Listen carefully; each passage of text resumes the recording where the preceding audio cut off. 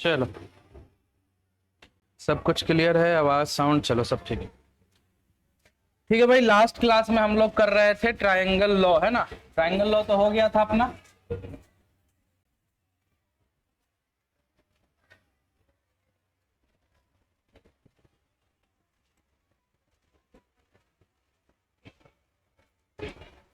Triangle law क्या बताता है कि अगर कोई दो वेक्टर है तो एक के हेड से दूसरे के टेल को ऐड करना है, और जो आपका ये वेक्टर होगा ये क्या कहलाएगा, रिजल्टेंट वेक्टर देता है।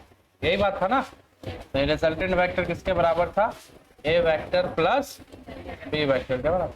ये सारा बात किसमें चल रहा था, ट्रायंगुलर लॉ में। लेकिन नेक्स्ट लॉ जो था वो कौन सा लॉ था, पैरेललोग्राम लॉ। पैरेललोग्राम लॉ क्या बोलता है भाई कि अगर आपको किसी दो वेक्टर को ऐड करना है,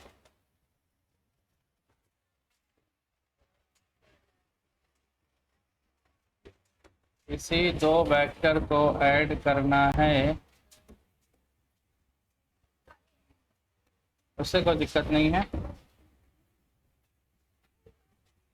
तो आप उसके टेल से टेल को कनेक्ट कीजिए।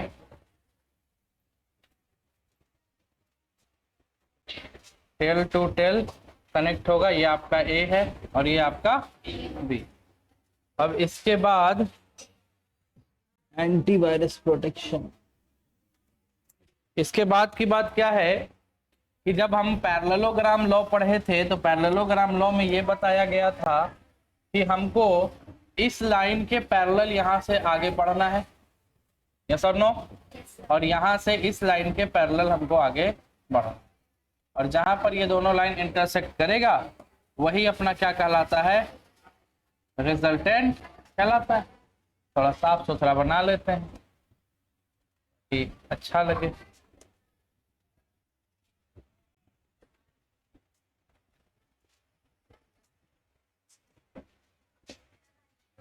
पैरेलल नहीं है क्या जी, नहीं गड़बड़ हो गया, गड़बड़ हो गया, गड़बड़ हो गया, कोई बात।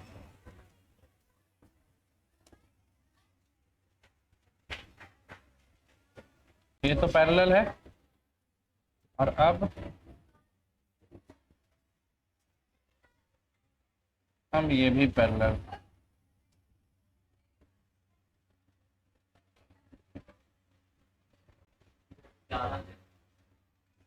इसको मिला देता हूं मैं।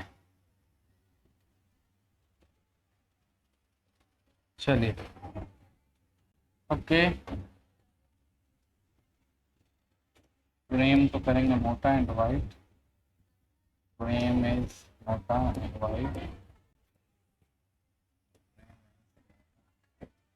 इस तरह से जहां ये इंटरसेक्ट करेगा वहीं पर हम लोग को क्या मिलता था, अपना रिजल्टेंट मिलता था, जिसको हम लोग क्या बोलते थे, आर।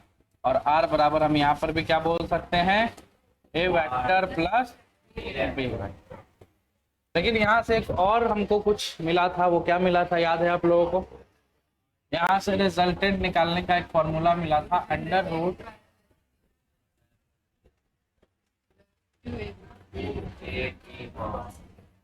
यस और नो। तो मान लेते हैं कि यहाँ पर एक थीटा बन रहा है ए और बी के बीच में।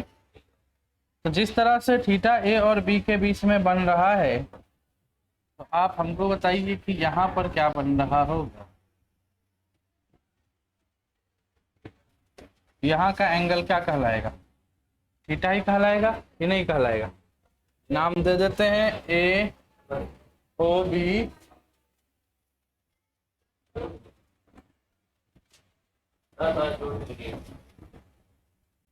ठीक है भाई, ये मेरा कंस्ट्रक्शन है आगे का, ठीक है। ये अगर थीटा एंगल है तो ये भी एंगल क्या कहलाएगा, थीटा कहलाएगा, कोई दिक्कत।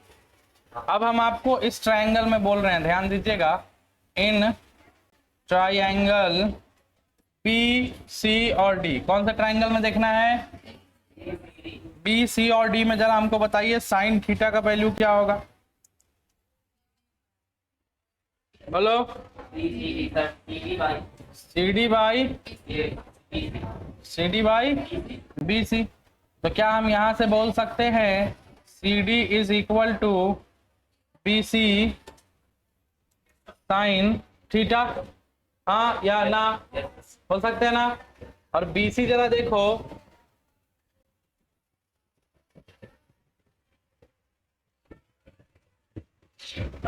ये अगर ये ए वेक्टर है तो ये भी कौन सा वेक्टर होगा?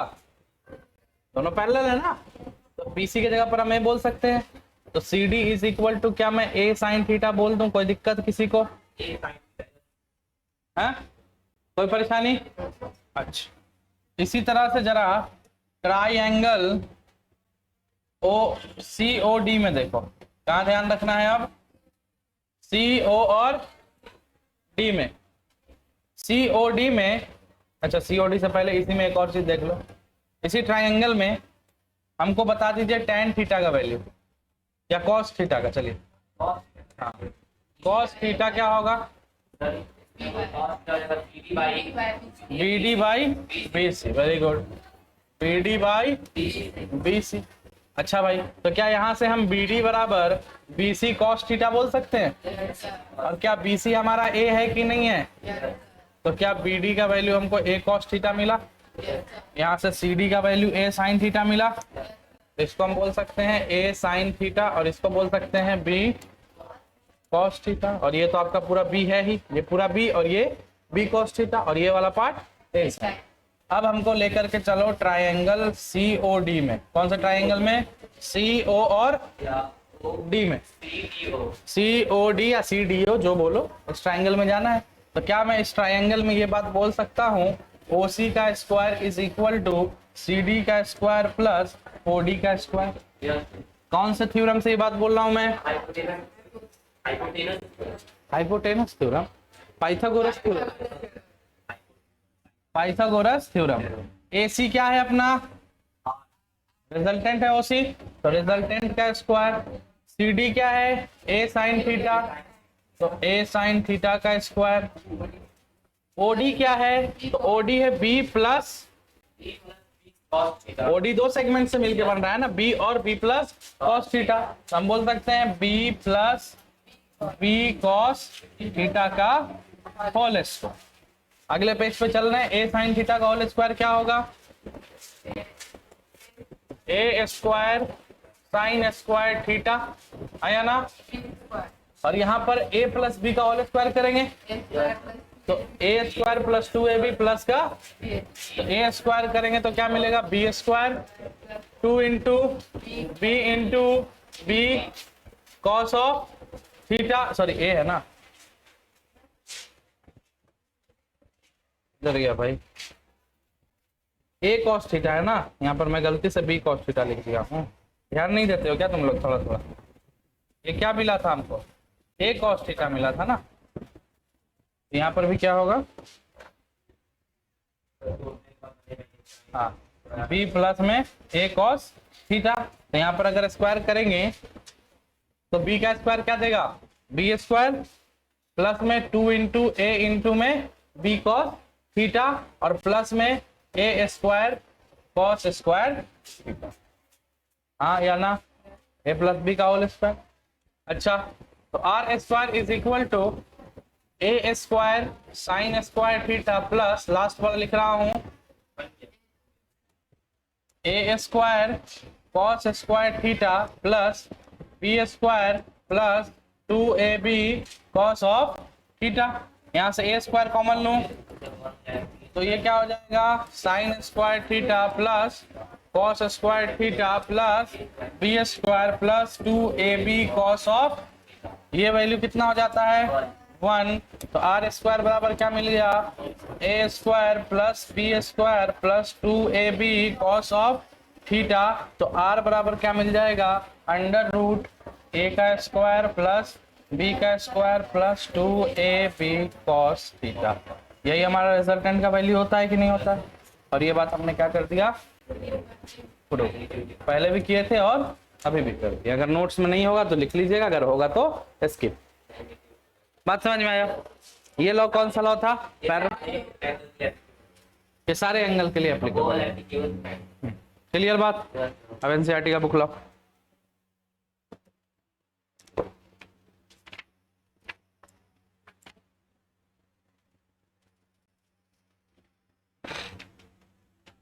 चलो एक क्वेश्चन लिखो, लिखो लिखो लिखो लिखो। अच्छा, इसमें थीटा भी हम बताए थे आप लोगों को, याद होगा। ये एंगल अगर अल्फा बना रहा होता है तो क्या होता था फॉर्मूला tan अल्फा का? जल्दी बताओ, जल्दी लो, देख लो देख लो देख लो देख लो, ये लो triangle, A sine theta upon B plus A cos theta, यही होगा ना। तो ये है tan अल्फा का वैल्यू, किधर गया भाई? tan alpha is equal to क्या बोल सकते हैं? A sine theta upon B plus A cos theta. इससे हमको क्या निकल जाता है? एंगल। और एंगल क्या बता देता है? डायरेक्शन। कि कितना डिग्री आपका मुड़ा हुआ है। क्वेश्चन लिखिएगा, रेन इज फॉलिंग वर्टिकली, लिख रहा हूं मैं question, rain is falling vertically, rain is falling vertically with a speed of, with a velocity of 35 meter per second. Wind starts blowing, wind starts blowing after some time,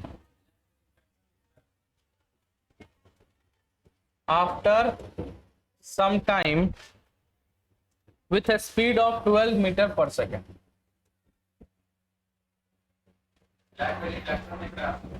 With a speed of, दिख रहा है, कर देते हैं change, with a speed of 12 meter per second.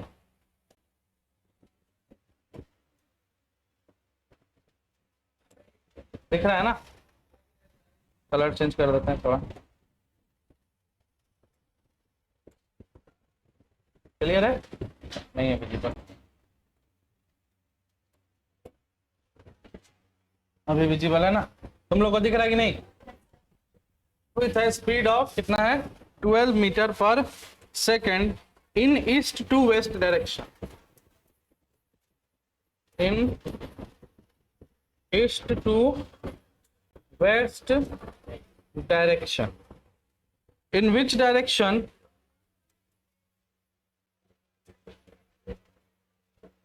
which direction, should a boy, in which direction should a boy waiting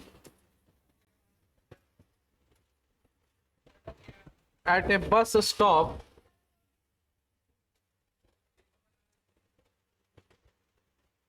hold his umbrella?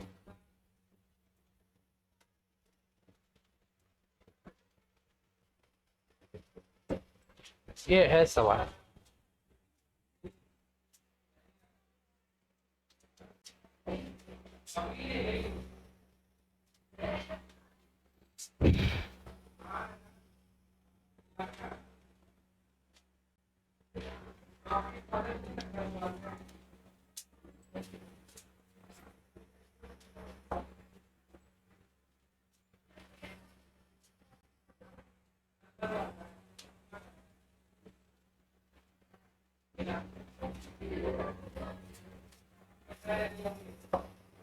बताइए, बनाइए।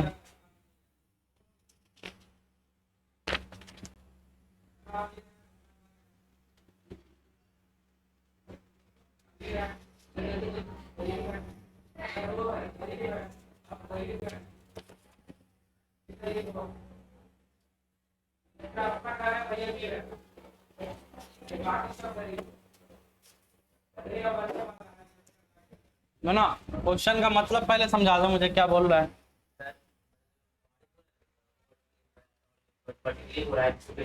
बारिश तो हमेशा वर्टिकली ही होगा। बारिश के बूंद का स्पीड जो है 35 मीटर पर सेकेंड है।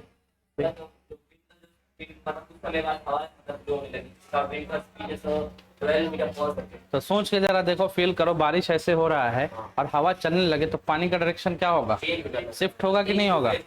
पूरी तरह से तो चेंज नहीं होगा, कुछ एंगल पे चेंज होगा। पहले ऐसे गिर रहा था बारिश थोड़ा सा ऐसे, तो यहाँ पर कुछ ना कुछ एंगल बनेगा कि नहीं बनेगा?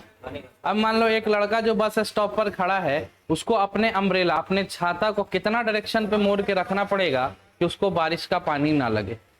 अगर सीधा सीधा रखेगा तो बारिश का पानी लगेगा कि नहीं लगेगा? क्योंकि हवा चल रहा है, पानी सीधा सीधा नहीं गिर रहा। अब झपास जिसको बोलते हैं, झपास मार रहा है, तो अब बारिश जो है वो ऐसे है तो लग जाएगा। लेकिन अगर छाता को ऐसे करके पकड़े तो बारिश, अब कितना मिनिमम एंगल, कितना अम्ब्रेला का झुका है कि वो पूरी तरह से पानी से क्या हो जाए, सेफ हो जाए, ये आपको बताना है।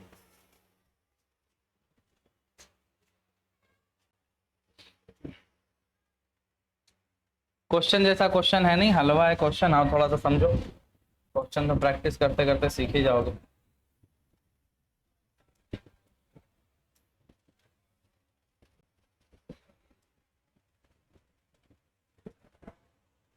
दिख रहा है ना? ये क्या होता है, थोड़ा मोटा कर देते हैं।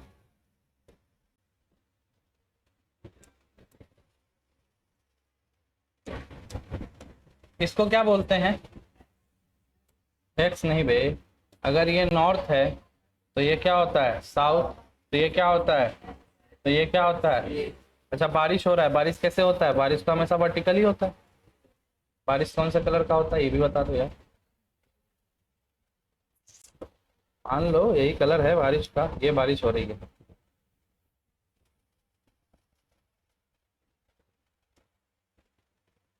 पूरा फिगर से समझा रहे हैं, थोड़ा समझने की कोशिश करना।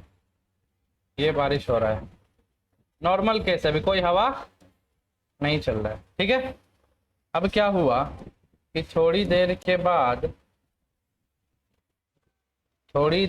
बाद हवाएं चलने लगी।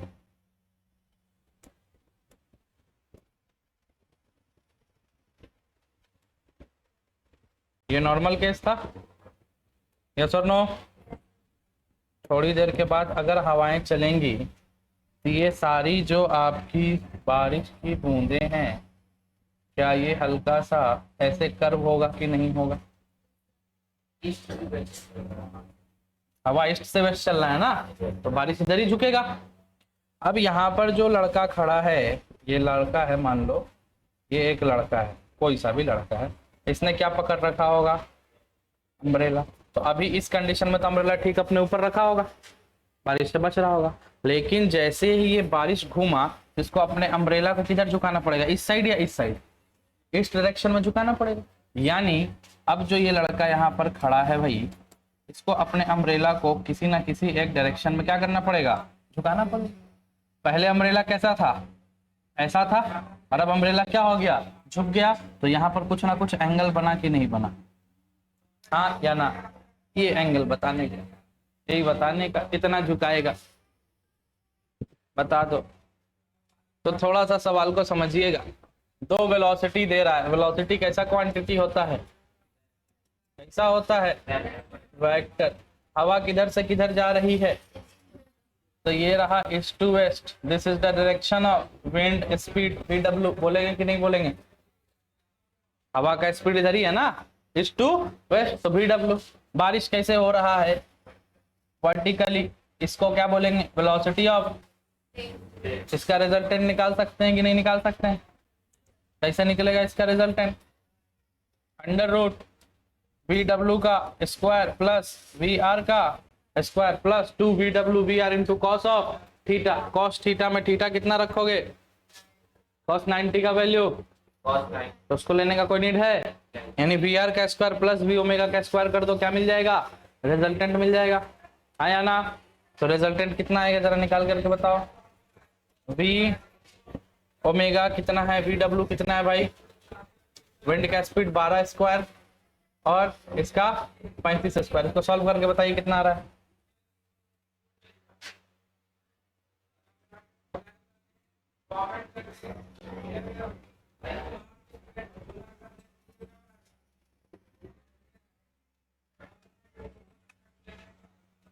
बिना कैलकुलेटर के तो नहीं होगा, पर हम तो कुछ भी कर सकते हैं, चोरी कर लेंगे। नहीं हो जाएगा यार। कितना आ रहा है 35 का स्क्वायर और 12 का 144, दोनों को जोड़ो।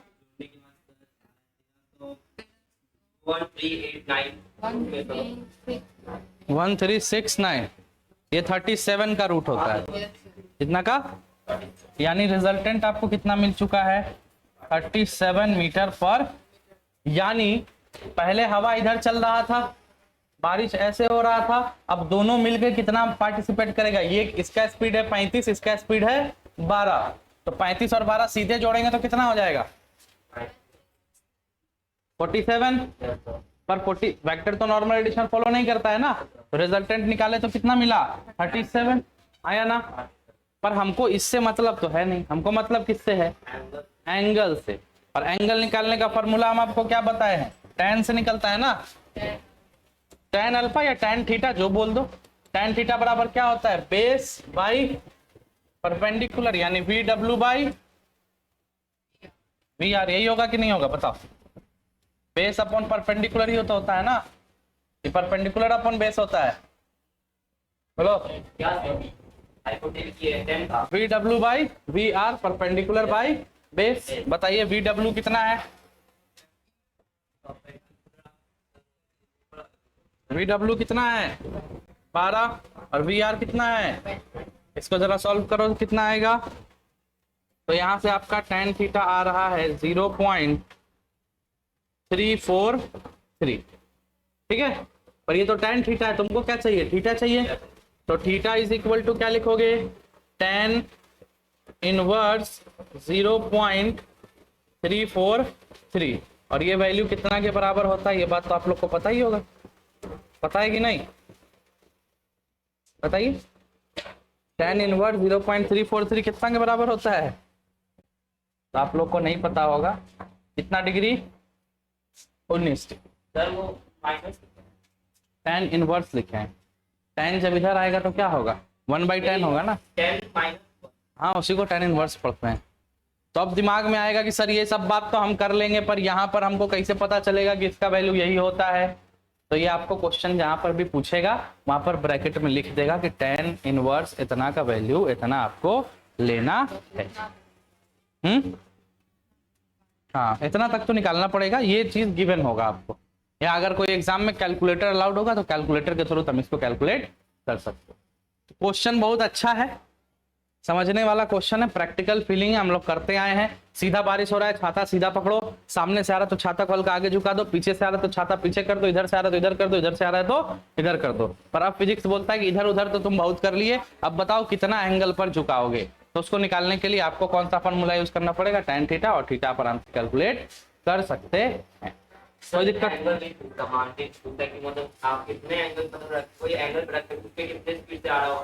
तो रिजल्टेंट निकाल दो। हाँ 37 मीटर। अगला क्वेश्चन, अगला क्वेश्चन, अगला क्वेश्चन, अगला question. A motor boat is racing towards north. A motor, ये आपको बता दूं मैं, जेई मेंस का क्वेश्चन है, ये एनसीईआरटी से डायरेक्ट क्वेश्चन मेंस में आता है। अगला क्वेश्चन जो लिखा है वो भी मेंस का ही है।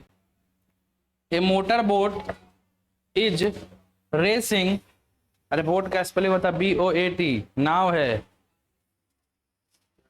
A motor boat is racing towards north, a motor boat is racing towards north at 25 kilometre per hour, 25 kilometre per hour north की तरफ जा रहा है। किस स्पीड से? 25 किलोमीटर पर आवर के रफ्तार से जा रहा है। एंड द वाटर करेंट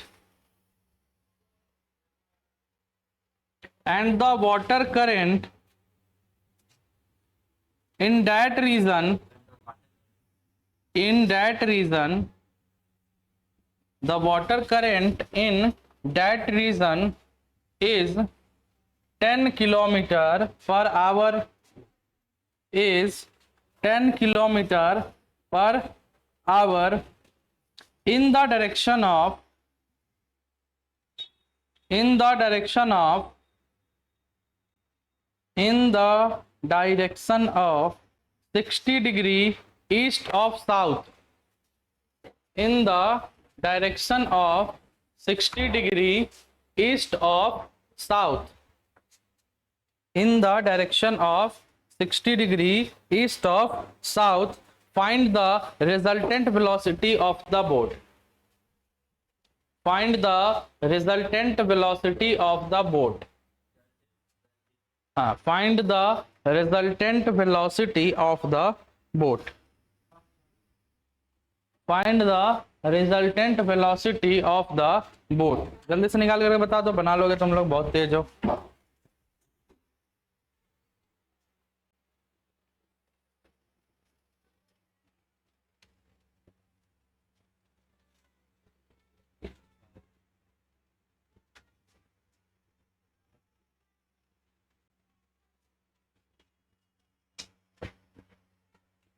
ठीक है, थोड़ा सा एक चीज पहले समझ लो फिर क्वेश्चन बनाना। अगर मैं बोलूं वेक्टर कैसी क्वांटिटी होती है तो क्या जवाब होगा आपका? सॉरी, वेक्टर क्या होता है जिसमें क्या क्या हो? मैग्नीट्यूड हो और डायरेक्शन हो। ये बात तो आप सब लोगों को बहुत अच्छे से पता है भाई। तो जरा एक चीज पर गौर कीजिएगा और हमको बताइएगा। अगर मैं कह दूं आपसे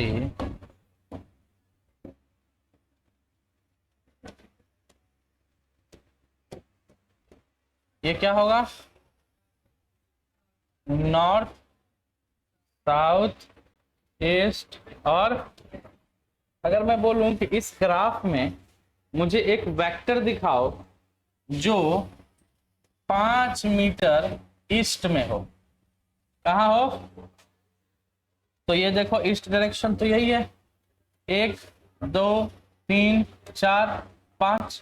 तो यहां तक हम एक लाइन ऐसे खींचेंगे और यहाँ पर इसको एरो बना देंगे। ये क्या बता रहा है?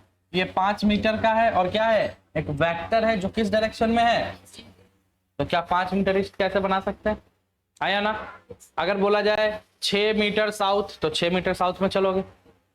आया ना? अगर मैं बोलूं कि 5 मीटर नॉर्थ ईस्ट में चलना है, 5 मीटर कहाँ जाना है? नॉर्थ ईस्ट में। तो ये नॉर्थ है और ये, तो यहां से हम कितना चले जाएं?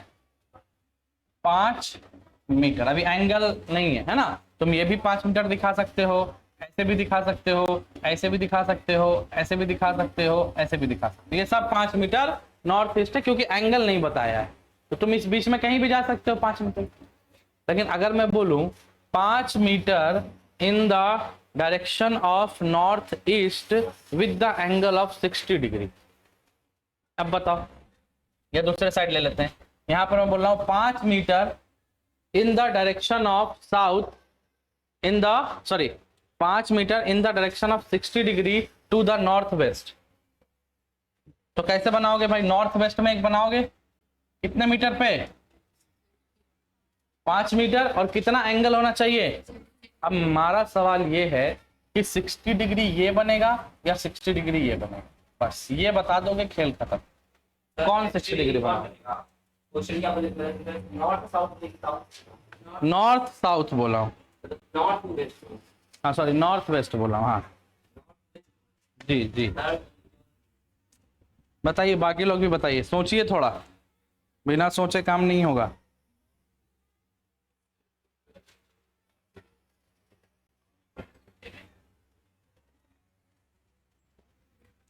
बताओ।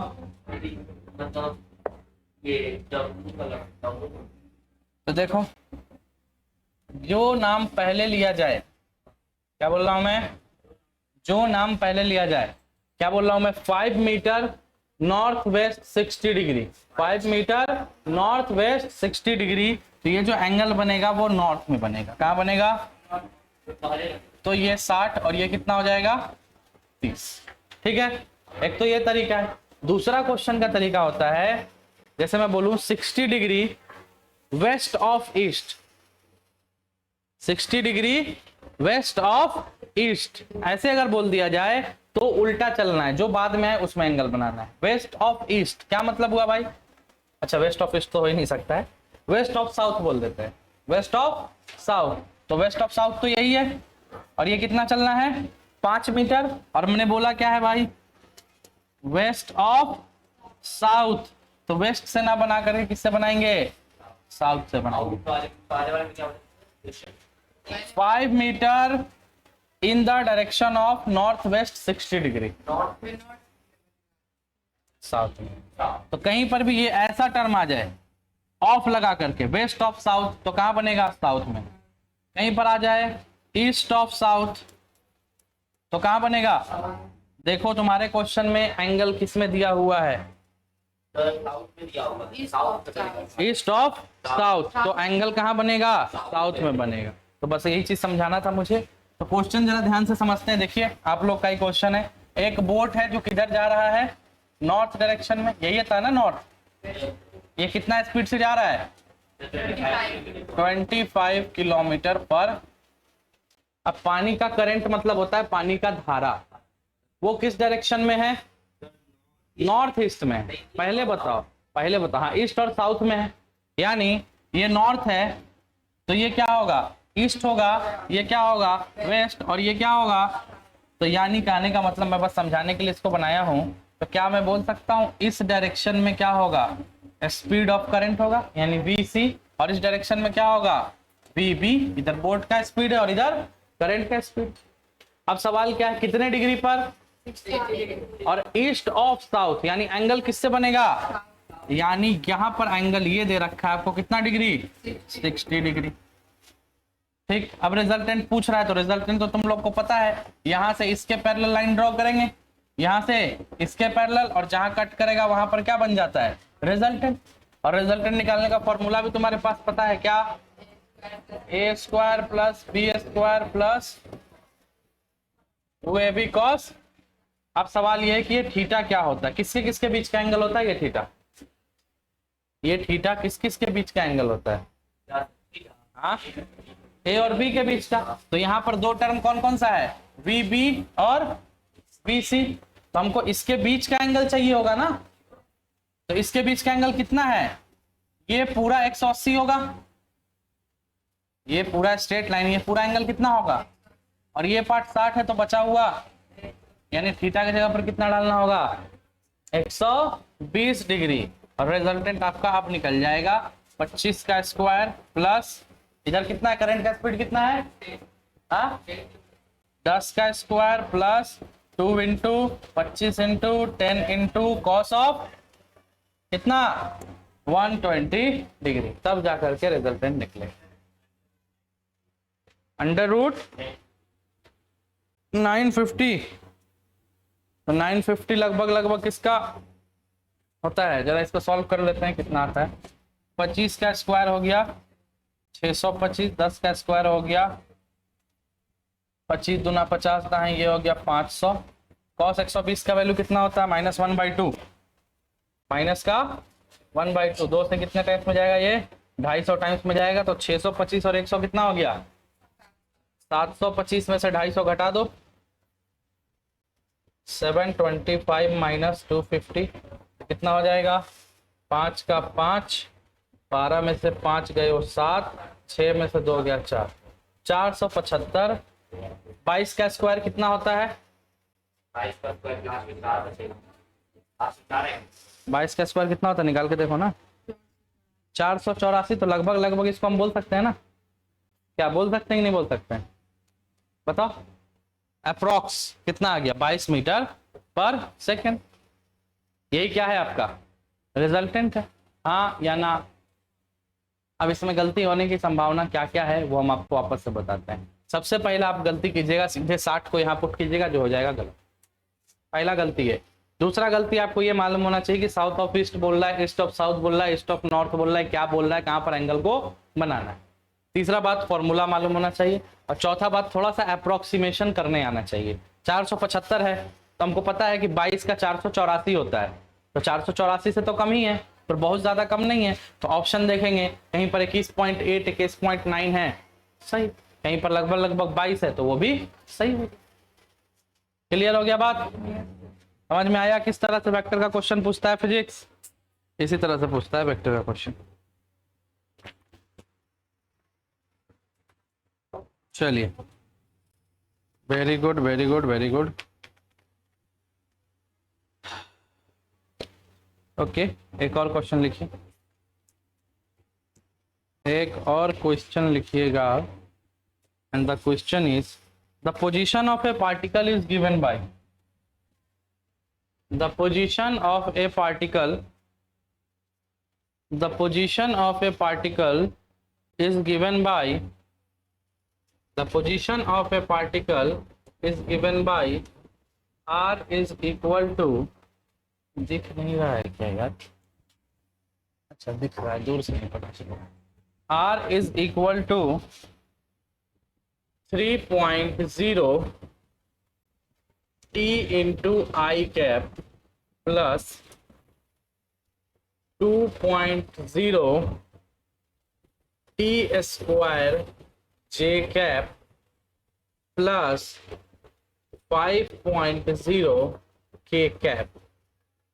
ये है आपका पोजीशन ऑफ एन ऑब्जेक्ट।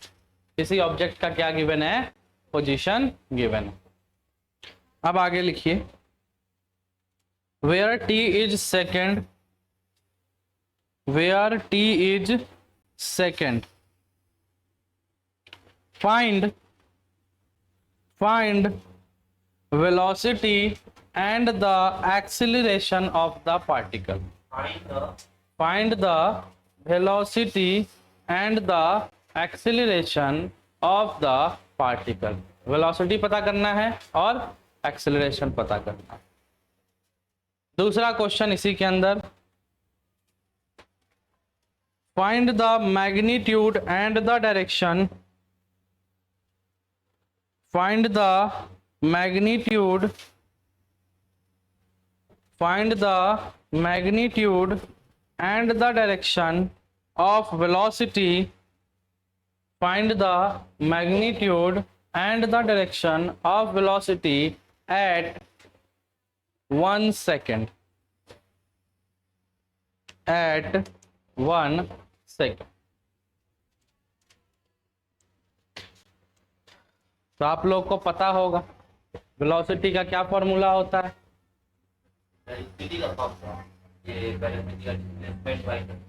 अच्छा, डिस्प्लेसमेंट बाय टाइम कब लगाते हैं? जब डिस्प्लेसमेंट दिया हो 10 मीटर, टाइम दिया हो 4 मिनट, तो निकाल दिए। पर यहाँ पर डिस्प्लेसमेंट कैसा दिया हुआ है? कांस्टेंट या वेरिएबल? तो वेरिएबल जब भी आता है तो हम कौन सा फॉर्मूला यूज करते हैं? बताओ बताओ। वेरिएबल वेलोसिटी, अगर वेरिएबल डिस्प्लेसमेंट दिया है, टाइम पर डिपेंडेंट है, हमको वेलोसिटी निकालने का क्या फॉर्मूला पढ़ाया गया है? ये नहीं पढ़े थे? dx/dt नहीं पढ़ाए थे? Rate change of displacement with respect to time give. यहाँ पर x के जगह पर क्या दे रखा है? r दे रखा है। तो इस पूरे पार्ट का डिफरेंशिएशन करोगे तो क्या मिल जाएगा? वेलोसिटी मिल जाएगा। यही तो पता करना है ना, आया ना? एक्सेलरेशन निकालने का क्या फॉर्मूला है? dv by. तो जो यहाँ से वेलोसिटी आपको निकलेगा उसका फिर से डिफरेंशिएशन कर दीजिए तो क्या मिल जाएगा? एक्सेलरेशन। डिफरेंशिएशन तो आता है ना, करो बताओ क्या आ रहा है वेलोसिटी?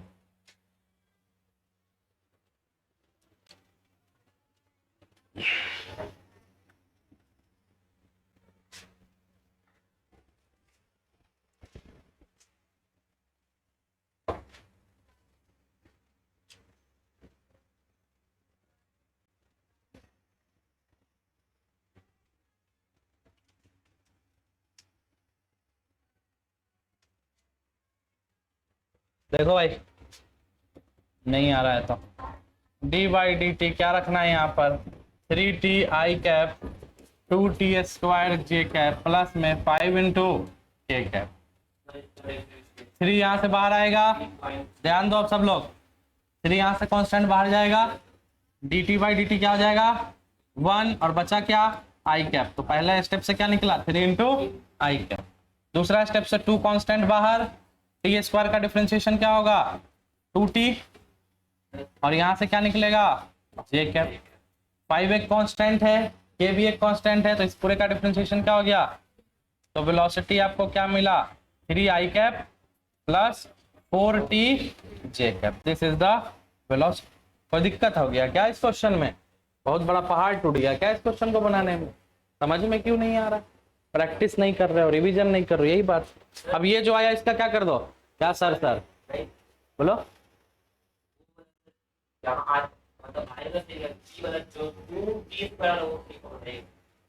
टू कांस्टेंट बाहर आया, टी स्क्वायर का डिफरेंशिएशन क्या होगा, एक्स के पावर एन का डिफरेंशिएशन क्या होता है, एन एक्स का पावर एन माइनस वन, तो 2t का पावर 2 माइनस वन, तो 2t आ गया। रिवीजन नहीं करोगे तो ये तो होगा। अब क्या करना है एक्सेलरेशन के लिए, ये जो आया इसका वापस से क्या कर दीजिए, डिफरेंशिएशन, हाँ या ना, बाई डी टी। तो बताओ, ये तो वापस से फिर क्या हो जाएगा, 0, 4 यहाँ से बाहर निकलेगा, टी का D T by D T 1, और यहाँ से क्या बच जाएगा, J cap. This is your acceleration. तीसरा पार्ट क्या बोल रहा है क्वेश्चन का, कि वेलोसिटी का मैग्नीट्यूड बताइए कितने सेकंड पे, तो टी के जगह पर क्या रख देना है, तो बस v is equal to 3i तो है ही, और प्लस 4 इंटू टी की जगह पर 1 इंटू जे। तो वेलोसिटी कितना आ गया, 3i प्लस में 4j। इसी का क्या पूछ रहा है, मैग्नीट्यूड। क्या इसका मैग्नीट्यूड निकालने आप लोग को नहीं आता है? अंडर रूट 3 का स्क्वायर प्लस 4 का स्क्वायर कितना आ गया, 5 मीटर। बस, क्या ये सब कुछ नया है? उसके बाद क्या पूछ रहा है, इसका डायरेक्शन पूछ रहा है। डायरेक्शन निकालने के लिए क्या तरीका बताए हैं, tan थीटा। tan थीटा बराबर base by, sorry perpendicular by base. तो जरा देखो, 3i प्लस 4j को क्या ऐसे नहीं बोला जा सकता है, x एक्सिस में ही तो i होता है ना, और y एक्सिस में क्या होता है, j।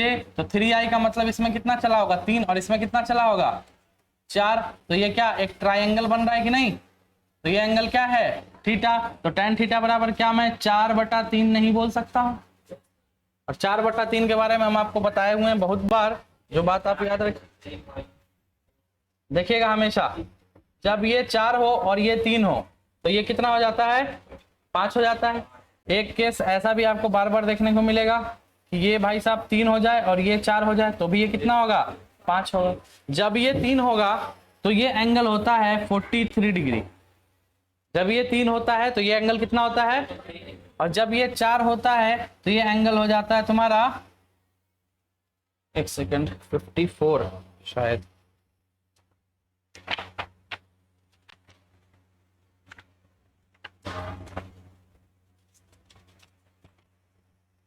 हाँ, ये कितना हो जाता है, 53 डिग्री। तो कौन सा केस यहाँ पर आ रहा है, 4/3 वाला। तो यानी यहाँ से एंगल आपको कितना मिलेगा, थीटा इज इक्वल टू, इस चीज को आप रट जाइए, इस चीज को रट जाइए। पूरे 11th में बार बार ट्राइंगल का, ट्रिग्नोमेट्री का यही क्वेश्चन आता है 90% टाइम्स, 3/4 या 4/3। हाँ 4/3 जो भी हो, 3/4 है तो 43, 4/3 है तो 50। बात समझ में आया? और ये रहा आपका आंसर। अगर थोड़ा सा प्रॉब्लम है तो आप यहाँ देख सकते हैं आंखों से, tan inverse 4/3 is equal to कितना, तो वही चीज आया है ना, तो इसको याद कर लो। तो क्या सारा चीज समझ में आया कि नहीं आया? अब इसी क्वेश्चन को दे देता है आईआईटी में, और सीधे इतना नहीं करवाता है, सीधे बोलता है कि in which direction acceleration is to be produce. Option होता है X direction, Y direction, Z direction. क्या जवाब होगा? एक्सीलरेशन किस डायरेक्शन में प्रोड्यूस हुआ है? वाई डायरेक्शन में, क्योंकि एक्सीलरेशन के साथ कौन सा कैप आ रहा है, जे। जे का मतलब वाई, तो वाई डायरेक्शन में एक्सीलरेशन है, आया ना। और 3 और वेलोसिटी आई और जे, प्लेन में चल रहा है वेलोसिटी, क्या मैग्नीट्यूड है। सारा बात समझ में आया कि नहीं आया? बस हो गया, यही क्वेश्चन है, ऐसी क्वेश्चन बनता है। अब इसको करने के लिए आपको क्या क्या मालूम होना पड़ा? पहले तो डिफरेंशिएशन आना चाहिए, दूसरा ये एंगल का खेल यानी ट्रिगो आना चाहिए, तीसरा आपको क्या बोलते हैं वेक्टर का पता होना चाहिए। 60 इजी वाला देगा तो बना ही लोगे, 60 70 35 वाला, हाँ या ना। अगर बोल दे tan थीटा बराबर 1, तो इसको भी याद करना पड़ेगा क्या तुमको? tan थीटा 1 आ जाए तो कितना होता है थीटा का वैल्यू, √3 आ जाए तो, ठीक। 99% टाइम्स आपको ये वाला इजी वाला और ये दोनों मिलेगा। बाकी इसके अलावा जैसे पीछे 19 डिग्री कैलकुलेट किए ना, अगर कुछ कॉम्प्लेक्स होगा तो वहां पर लिख देता है, क्वेश्चन के ही पास लिख देगा, चाहे बोर्ड का एग्जाम हो, नीट हो, मेंस हो, एडवांस हो, किताब हो, कॉपी हो, कहीं पर भी हो, वहां पर वो वैल्यू लिख देगा कि tan इतना का वैल्यू आपको इतना लेना है, तो आप कंसिडर कीजिएगा उतना वैल्यू, बात खत्म। आगे समझ में क्लियर हो गया? चलो, क्वेश्चन का कमी थोड़ी है यार।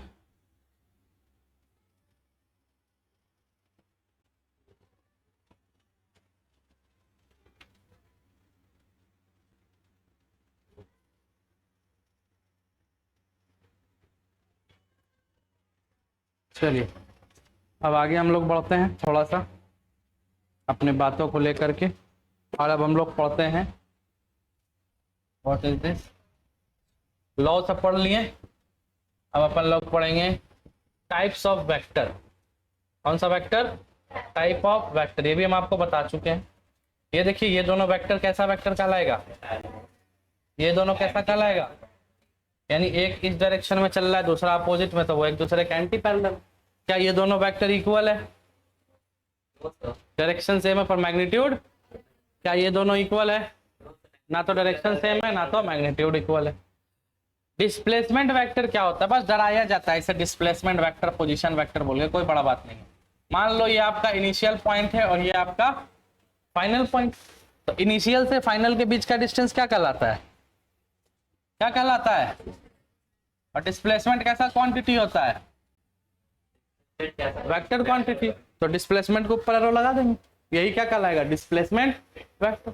अगर मैं बोलूं कि एक ऑब्जेक्ट स्ट्रेट लाइन में 5 मीटर चलता है तो उसका डिस्प्लेसमेंट वेक्टर कितना होगा? 5 होगा। 5 चलता है, छोटा रास्ता 5 है, तो डिस्प्लेसमेंट वेक्टर कितना हुआ? 5। यस और नो? वही चीज यहाँ पर समझा रहे। देखो ये एक रास्ता ऐसे यहाँ पर गया, एक आदमी इस तरह से गया, एक ऐसे गया और एक आदमी सीधा गया। बताइए इन तीनों चारों केस में डिस्प्लेसमेंट वेक्टर कौन होगा? जो सीधा सीधा जा रहा है, यही डिस्प्लेसमेंट वेक्टर होगा। यही सब पूरा किताब में भरा पड़ा रहता है, इससे वैसे डरना नहीं, बस इतना ही। क्लियर? अच्छा, ये भी तुम लोग को पता है, कोई बहुत बड़ा बात नहीं है। एक सेकंड रुक जाओ, देख लेते हैं क्या है। वेक्टर एडिशन पता है ना?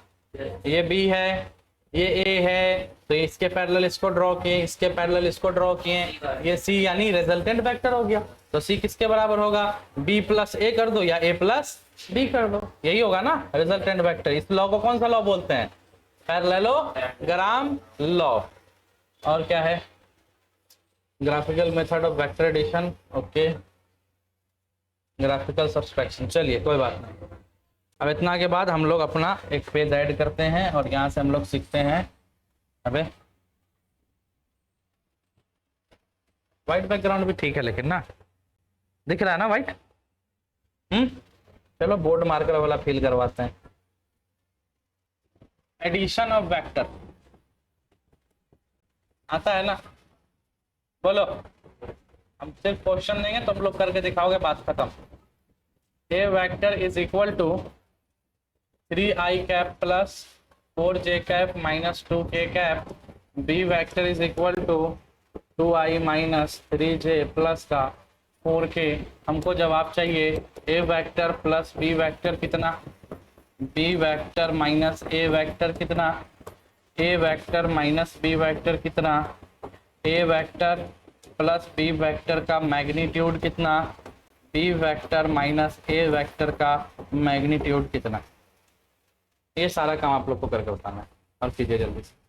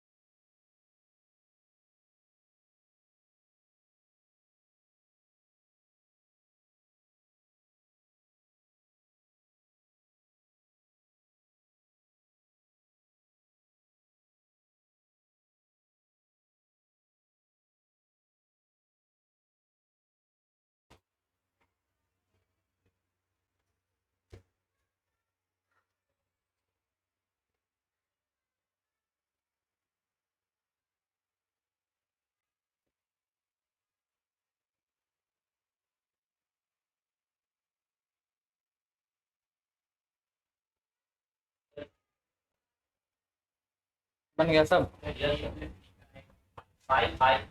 चलो जिससे पूछेंगे वही बताएगा है। तुम बताओ न्यू स्टूडेंट, ए प्लस बी करने पर कितना आया है? नहीं पढ़ा, तुम बताओ।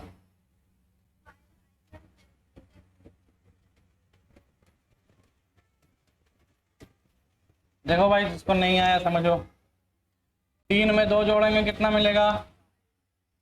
4 में -3 जोड़ेंगे तो 4 में अगर -3 जोड़ेंगे तो कितना मिलेगा? बोलो। 4 रुपया में -3 रुपया जोड़ देंगे तो क्या रुपया मिलेगा? 1 रुपया मिलेगा। तो 1 -2 + 4, घटाना है बी से ए को, तो 2 - 3 क्या होगा? -i, -3 - 4 क्या होगा? -7j cap. 4 + 2 कितना हो जाएगा? 6k। Clear? a minus B करो, 3 में से 2 घटाएंगे तो i कैप, 4 + 3 करेंगे तो 7j, -2 - 4 कितना हो जाएगा? माइनस का। मैग्नीट्यूड निकालने के लिए क्या करते हैं? रूट अंडर सब के कोफिशिएंट का स्क्वायर। a + b में 5 का स्क्वायर प्लस 1 का स्क्वायर प्लस 2 का स्क्वायर, 4 1 5 और 25 30, अंडर रूट कितना आ गया? 30। इसका निकालने चले तो b माइनस, तो b माइनस ए है, -1 का स्क्वायर प्लस -7 का स्क्वायर प्लस 6 का स्क्वायर, 36 + 49 प्लस 33। समझ में आया?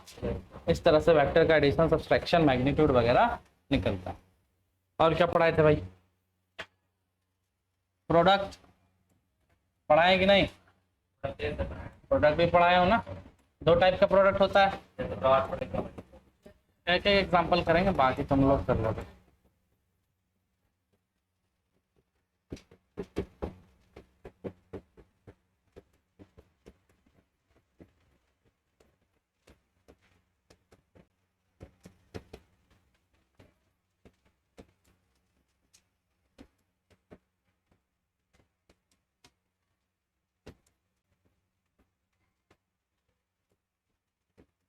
चल 4 चीज निकालना है। ये एंगल है, इन दोनों के बीच का एंगल। जल्दी से निकालो।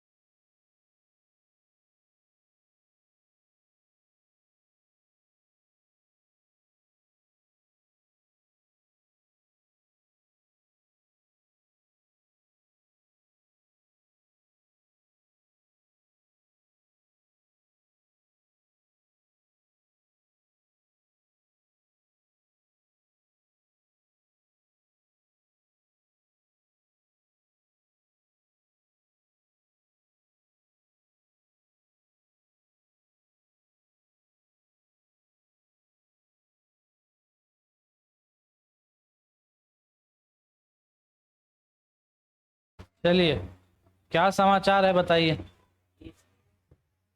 पहला ए डॉट बी कितना आया है?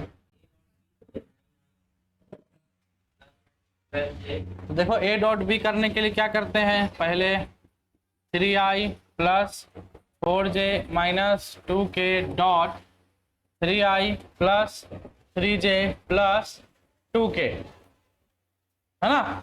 जब डॉट प्रोडक्ट होता है तो i dot i, j dot j और k डॉट k क्या हो जाता है, ठीक है ना।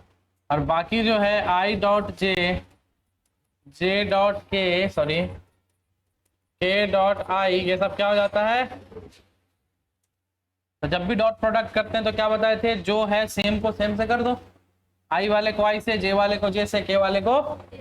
तो 3 3 जा तो 9 प्लस 4 3 जा 12 प्लस 2 2 जा तो माइनस का 4। इसको जब सॉल्व करें तो कितना आएगा, 12 और 9 21 माइनस में 4 यानी कितना आ गया 17। This is the A dot.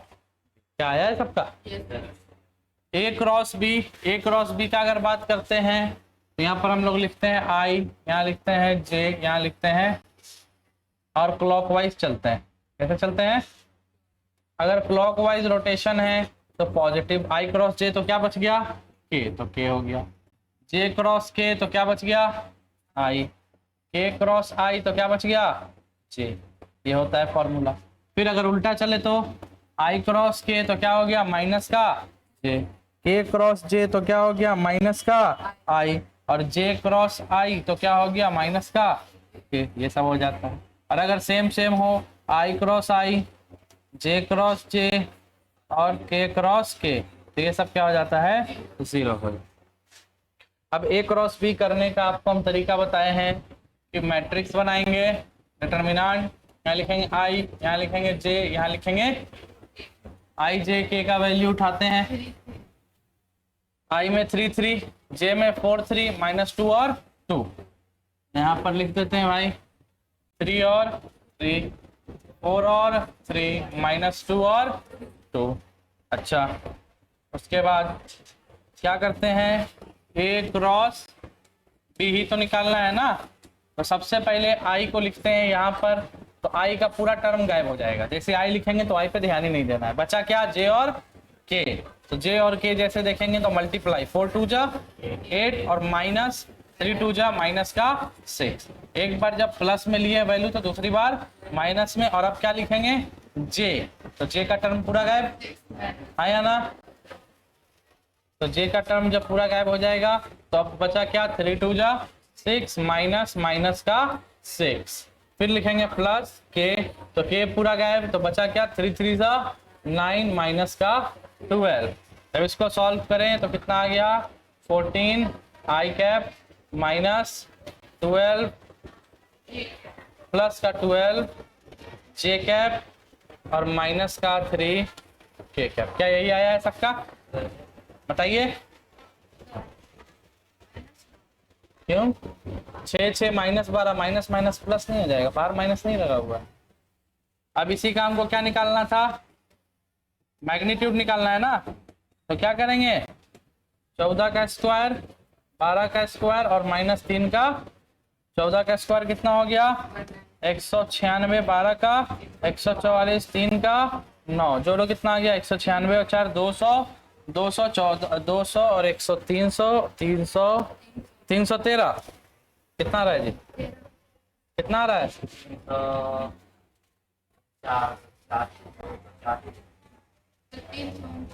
300। ठीक ठीक 349। क्या ये सॉल्व होता है 349? किसी का रूट है क्या? रूट तोड़ने तुम लोग को आता है कि भूल गए? कैसे निकालेंगे इसका रूट? पहले पेयर बनेगा, फिर 1 से लगेगा, 1 1 जा 1, ये माइनस होगा और उधर ऐड होता है। खैर अभी हमको वो नहीं सिखाना है। सिंपल सा बात है, अंडर रूट 349। अगर टूट रहा है तो ठीक, नहीं टूट रहा है तो इसी को क्या बोल देंगे आंसर बोल देंगे। लास्ट टर्म क्या निकालना था, थीटा। तो थीटा का दो तरीका आप लोगों को पता है, किसी भी वेक्टर के बीच का थीटा आप निकाल सकते हैं। कॉस थीटा से अगर निकालना चाहते हैं, ध्यान दीजिएगा, कॉस थीटा से तो आपको निकालना पड़ेगा A vector dot B vector upon mod of A vector into mod of. अगर आपकी मर्जी है कि नहीं हम तो साइन थीटा से निकालेंगे, तो बस थोड़ा सा बात पलटेगा, ये डॉट के बजाय क्या हो जाएगा, क्रॉस हो जाएगा, और नीचे क्या आ जाएगा, ए वेक्टर का मॉड और डॉट डॉट बी वेक्टर का मॉड। कोई दिक्कत? लेकिन बोलो नहीं हमारा मन तो है tan थीटा से निकालने का, तो tan थीटा का तो फॉर्मूला भी शुरू से पढ़ते हैं। tan थीटा कैसे निकलता है, परपेंडिकुलर बाय बेस। या अगर याद हो तो ये बात भी याद हो तो बताओ, ए साइन थीटा अपॉन ए प्लस बी कॉस थीटा। तो इन तीनों से आप क्या निकाल सकते हैं, अच्छा बी प्लस, हाँ sorry, B plus A cos theta. इन तीनों फॉर्मूला से जो है आप क्या निकाल सकते हैं, एंगल निकाल सकते हैं। और आसान क्या होता है, जब दो वेक्टर दिया होता है तो लोग इससे निकालता है, जब क्रॉस में होता है तो इसका यूज कर लेते हैं, और जब ऐसे पैरेललोग्राम वगैरह जा रहा होता है तो tan थीटा लगा। तो जरा बताइए, अगर हमको एंगल निकालना है तो cos थीटा बराबर a dot B. A dot B कितना आया है, ए डॉट बी कितना आया है, 17। मॉड ऑफ ए निकालो जरा, मॉड ऑफ ए इधर क्या भाई, ये रहा। इसका मॉड अगर निकालेंगे तो 3 का स्क्वायर 9, 4 का स्क्वायर 16 और 2 का स्क्वायर 4, तो कितना आ जाएगा, अंडर रूट।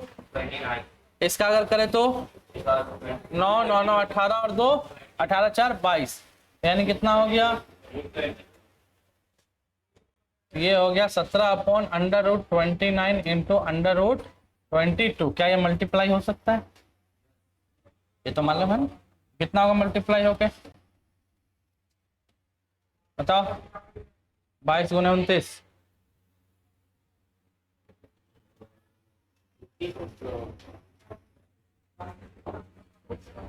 638, 638 किसके बराबर हो गया, ये कॉस थीटा। तो थीटा ही तो निकालना था, तो कॉस उधर चला जाएगा, तो कॉस इनवर्स 17 अपॉन 638 अंडर में रूट। अब इतना बड़ा कॉम्प्लेक्स वैल्यू तो तुम कैलकुलेट कर नहीं सकते, तो इतना पर ही आंसर लिखना पड़ेगा। या अगर एग्जाम में दिया होगा कि इतना का वैल्यू इतना डिग्री होता है तो वहां पर डायरेक्ट लिख दोगे, नहीं तो यही छोड़ करके आंसर।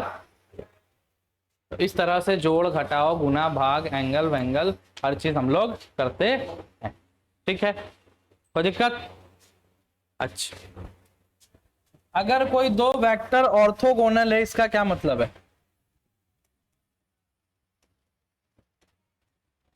कहीं क्वेश्चन में लिखा हुआ है if two vector are orthogonal, इसका क्या मतलब होगा, ऑर्थोगोनल का मतलब होता है परपेंडिकुलर।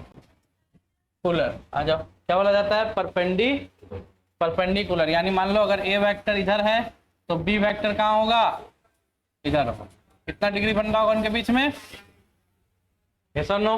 और अगर कहीं पर भी दो वेक्टर ऑर्थोगोनल या परपेंडिकुलर है तो उनका डॉट प्रोडक्ट हमेशा किसके बराबर होना चाहिए, 0 के बराबर होना चाहिए, और होता है, इस बात को आप याद रखिए।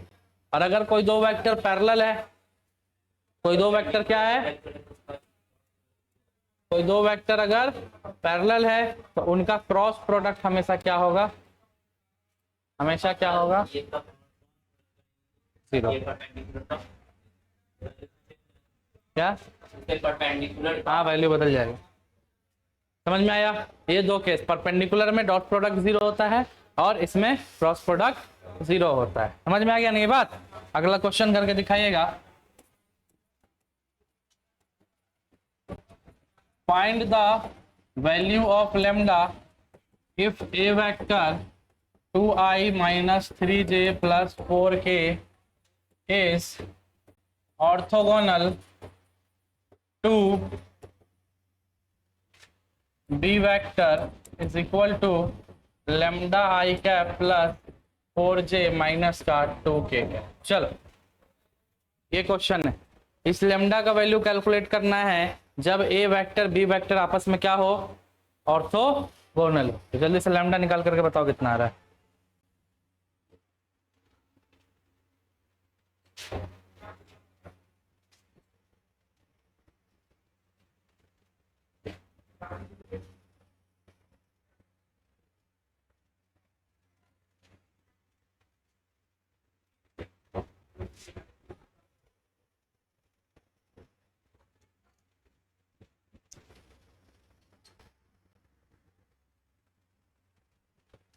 बताओ भैया, कहाँ दोस्त? आई के साथ ये क्या है? ये लेमडा है, बोले ना find the value of lambda. अच्छा तुम लोग को ये भी नहीं पता है, इसको लेमडा बोलते हैं, कोई बात नहीं। ऐसे कहीं पर लिखा है, इसको हम लोग बोलते हैं लेमडा। देख लो, इसको भी लिख लेना शॉर्ट में जहाँ लिखना हो। कहीं पर ऐसा दिखे इसको हम लोग बोलते हैं पाई, कहीं ऐसा दिखे इसको बोलते हैं थीटा, कहीं पर ऐसा दिखे इसको बोलते हैं सम ऑफ, सिग्मा नहीं बोलते हैं, इसको बोलते हैं सम ऑफ। कहीं पर ऐसा दिखे इसको बोलते हैं सिग्मा, कहीं पर आपको ऐसा दिख जाए इसको बोलते हैं रो, कहीं पर आपको ऐसा दिख जाए ए के ऊपर ऐसे, इसको बोलते हैं एंगस्ट्रॉम। ठीक है ना, तो धीरे धीरे सीखोगे। कहीं पर आपको ये दिख जाए इसको बोलते हैं ईटा, क्या बोलते हैं? कहीं पर ये दिख जाए इसको क्या बोलते हैं? बीटा।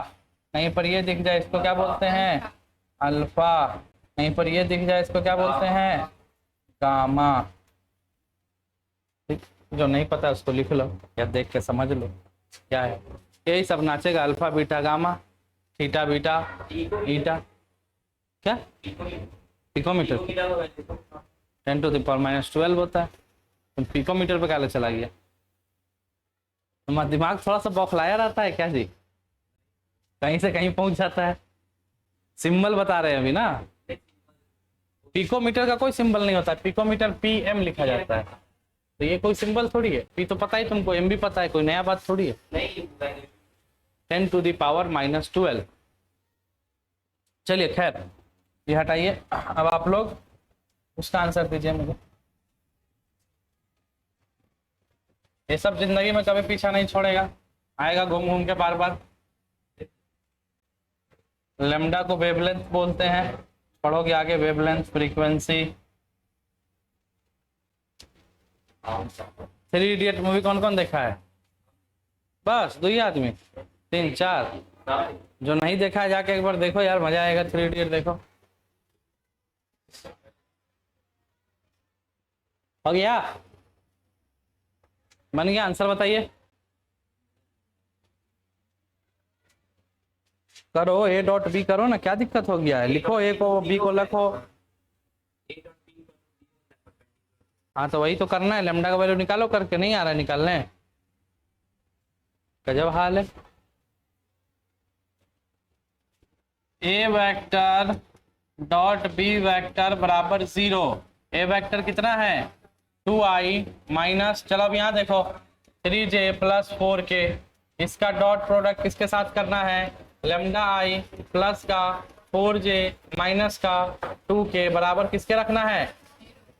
i को i से करो, क्या मिल जाएगा? 2 लेमडा। 3 का 4 से माइनस का 12, 4 का माइनस 2 से माइनस का 8 बराबर का, तो 2 लेमडा बराबर कितना हो गया? तो लेमडा बराबर कितना मिला? यही तो पूछ रहे थे। अब इतना बुद्धि भी नहीं चल रहा है तो फिर क्या करना है? घुटना है ना, घुटना, इसको दबाना है जोर से। उससे क्या होगा?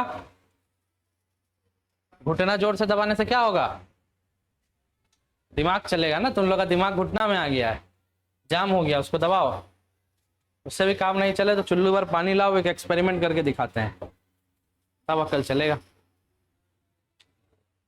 ठीक, यहाँ तक समझ में आ गया। अब बाकी अगले क्लास में एलमेंडा क्या होता है बे? लेमडा होता है, लेमडा। एलमेंडा कुछ नहीं, कुछ भी, X हो, B हो, K हो, T हो, P हो,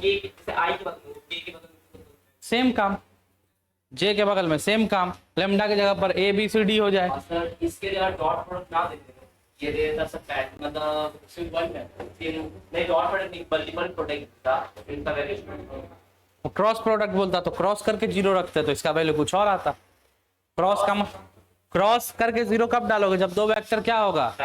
तो अगर यही क्वेश्चन बोलता है यहाँ ऑर्थोगोनल के बजाय मैं पैरेलल बोल देता तो लेमडा का वैल्यू कुछ और आएगा, क्योंकि वहां पर आपको क्या करना पड़ेगा? इसका क्या करना पड़ेगा? क्रॉस करना पड़ेगा। A क्रॉस B बराबर 0। खैर तो यहाँ पर वेक्टर का कॉन्सेप्ट सब खत्म होता है, यानी मोशन प्लेन का हम लोग 50% पार्ट कर चुके हैं, 50% पार्ट खत्म हो गया है। अब हम अगले क्लास में आप लोगों को लगभग नहीं भी तो 50 क्वेश्चन तो हम देंगे ही। कितना क्वेश्चन देंगे? 50 क्वेश्चन हम ला करके देंगे, जो आपको पूरा वेक्टर कंप्लीट करा देगा, पूरा का पूरा वेक्टर जितना आपको पढ़ना है, ठीक है। और वो हम करवाएंगे नहीं, बस ला करके आपको दे देंगे, चाहे तो ग्रुप में जाएगा, चाहे तो टाइप होकर के यहाँ पर आएगा, चाहे तो आपको पीडीएफ मिलेगा, चाहे तो प्रिंट आउट करवा करके मिलेगा, जैसे भी हो। क्लियर बात? और नेक्स्ट क्लास में हम लोग स्टार्ट करने जा रहे हैं प्रोजेक्टाइल मोशन या सर्कुलर मोशन, दोनों में से कोई एक शुरू होगा। प्रोजेक्टाइल हो जाए या सर्कुलर, कल थोड़ी हम आ रहे हैं। अब हम आपको मिलेंगे 20 तारीख को मिलेंगे। क्यों? क्योंकि मंडे को मेरा एक त्योहार है, उस त्योहार का नाम है बकरीद।